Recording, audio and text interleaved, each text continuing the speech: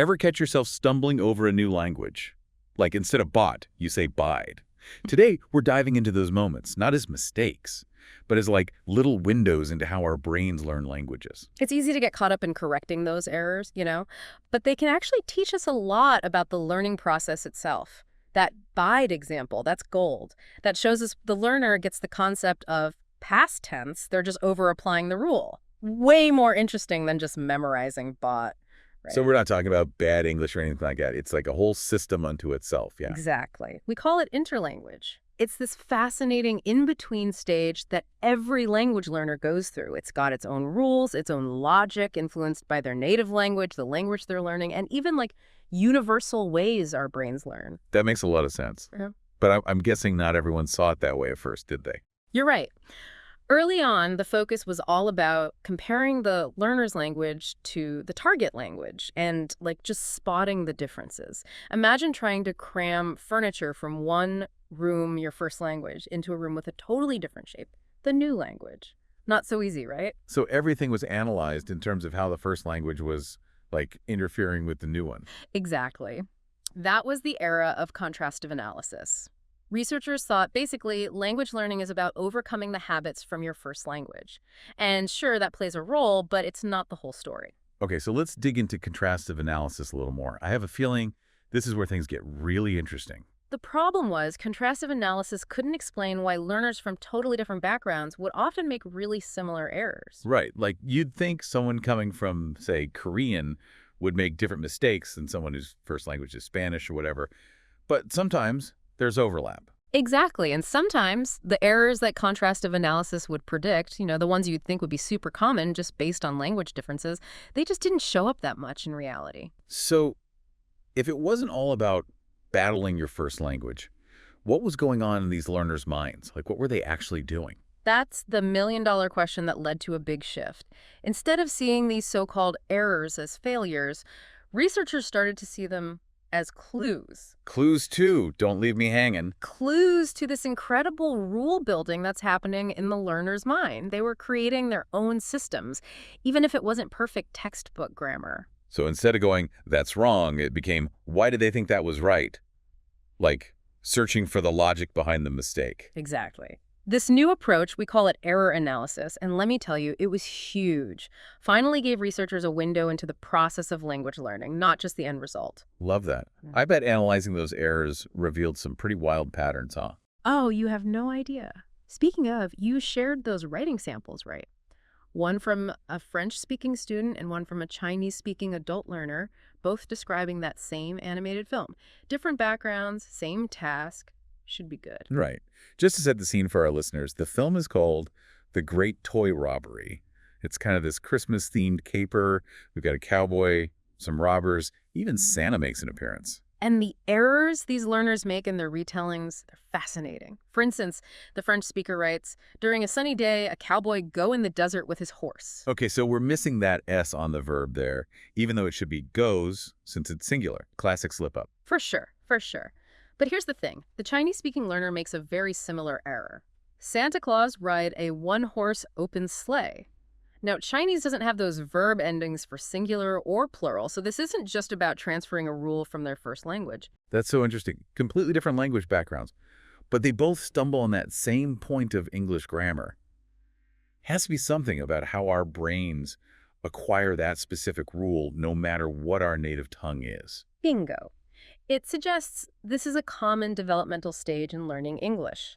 They've grasped that verbs do something in a sentence, but those tricky little endings, they take a bit longer to become automatic. It's like they're building this internal grammar system, but it's still under construction, yeah. Exactly. It's not about random mistakes. It's about this constant push and pull between simplifying and overgeneralizing as learners grasp for those rules. Kind of reminds me of how little kids learn their first language, come to think of it. Exactly. Second language acquisition has a lot in common with first language acquisition. We're seeing those universal learning processes at work. So we're seeing some shared patterns, but I'm guessing there were also errors linked to their first languages, right? Like where their native tongue kind of peeks through. You bet.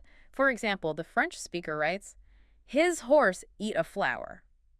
Now, in French, you'd use the definite article la before flower, even in a general sense, so that probably influenced their English. It's like their French intuition is coming through, Yeah. even when they're writing in English. What about the Chinese speaker? Any cool examples there? Oh, yeah. Check this out. On the back of his body has big packet. That word order, that's a direct transfer from Chinese where the verb has would come after the phrase on the back of his body. So we're seeing this really cool mix of their first language, the target language, and those universal learning processes, all shaping their interlanguage. Analyzing this goes way beyond just right or wrong. It's like getting a glimpse into how the brain tackles this whole language learning thing. But I'm curious, we've talked a lot about errors, but what about what's missing? Can that tell us anything? That's a brilliant question. Sometimes a learner not making a mistake can be just as telling as making one. It's like the dog that didn't bark, you know? The missing piece that makes you go, wait a minute. It's funny how that works, isn't it? But yeah, those omissions, those silences, they can be super informative. And that's where avoidance comes in. Avoidance. Like they're dodging certain words or grammar points on purpose. You got it. Learners might steer clear of stuff they find tricky, even if they kind of get it. Like imagine walking down a street you know well and there's that one pothole you always sidestep.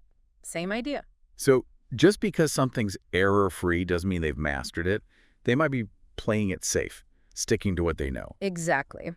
Without factoring in avoidance, we might totally underestimate what a learner's actually capable of. Like looking at a half-finished puzzle and only judging the parts that are done, not the areas they're strategically avoiding. Love that analogy. Yeah. It's not that they can't see the whole picture, just maybe haven't figured out how those particular pieces fit yet. Hmm. This is what makes it so interesting, right? It's way more than just ticking boxes of right and wrong. Absolutely. It's like getting a backstage pass to how the brain is tackling this massive project of language learning. Every error, every time they avoid something, it tells us something about how they're thinking. Makes you appreciate all the work our brains are doing behind the scenes whenever we try to learn anything new, especially a whole other language.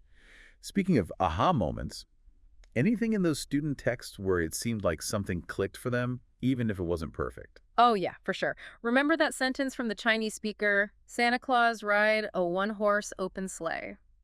The cool part isn't just the missing S, but the phrase itself, one-horse open sleigh. They likely picked that up directly from the film or some learning material and just, boom, plugged it in. They made it their own. Even if they haven't fully grasped the grammar yet, they're taking these chunks of language and using them to communicate. Exactly. They're not just passively absorbing language, they're actively using it to express themselves, even with the errors. And that active use, that willingness to experiment, that's where a lot of the magic happens. So we can't just focus on right or wrong. We've got to look at their background, what they try, what they avoid. It's about understanding the why behind their choices. 100%. It's appreciating the journey, not just the destination, right? And this whole deep dive into learner language, it makes you wonder if we get better at understanding how this interlanguage develops, could we be even better language teachers? Create learning environments that really support those light bulb moments when a new rule clicks. Ooh, that's a good one. Instead of just changing bide to bot, maybe it's about leading them to discover the rule themselves. How you're talking. And it goes way beyond just language, don't you think? This whole idea of embracing mistakes as part of learning, it applies to so much more than just grammar. Right. It makes you think about any time you've ever learned anything new. Instead of being scared of messing up, what if we saw those stumbles as proof that our brains are actually doing the work? Those bide moments, maybe they're the key to unlocking even more of our learning potential. You're thinking like a true language researcher and a lifelong learner. It's about recognizing that those mistakes, they're not a sign of failure. They're a sign that we're really in it, that we're actively learning and growing. So any last takeaways for our listeners about this whole concept of learner language and what it reveals about learning in general? The big takeaway here is this. Learner language isn't just about the errors. It's about appreciating the system they're creating in their minds. It's like cracking a code, one bide and one horse open sleigh at a time. And the more we understand that code, the more we learn not just about languages, but about the incredible ways our brains adapt and grow. And maybe, just maybe, by understanding how we learn languages, we can figure out even better ways to learn anything at all. But that's a deep dive for another time. It's like those avoidances are little whispers, giving us hints about what's going on in the learner's head. Totally. Easy to miss if you're not listening for them. But yeah, they're all about strategy. Like every time a learner skips a word or a grammar structure, it's like they're saying, not quite there yet, but I see you. Mapping the territory, right? Like, okay, this path looks clear, that one maybe a bit risky for now. Perfect analogy. And that's where a good teacher, or even just a well-designed course, can make all the difference. It's not about throwing them in the deep end. It's about giving them the space to explore at their own pace, try things out, and yeah, even avoid stuff when they need to. Finding that balance, right? Challenge, but don't overwhelm.